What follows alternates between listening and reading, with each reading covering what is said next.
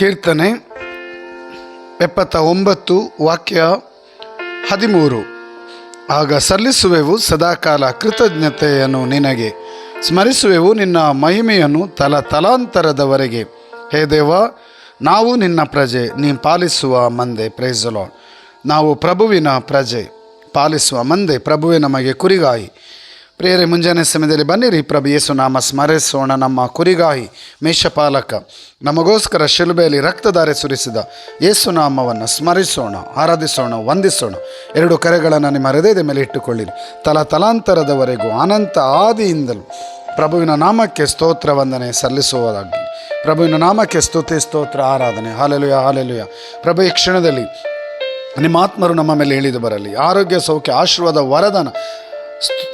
Hallelujah, hallelujah, hallelujah. ಈ ವಾಕ್ಯ ಆಲಿಸುತ್ತಿರುವ ಪ್ರತಿಯೊಬ್ಬರಿಗೂ ಕರುಣಿಸಿರಿ, ಪವಿತ್ರಾತ್ಮರಿಂದ ಅಭಿಷೇಕಿಸಿರಿ ಪ್ರಭೇಸುವೆ. Hallelujah, hallelujah, hallelujah. ಹಾಲಾಲನ ಪಿತನ ಸುತನ ಪವಿತ್ರಾತ್ಮರ ನಾಮದಲ್ಲಿ.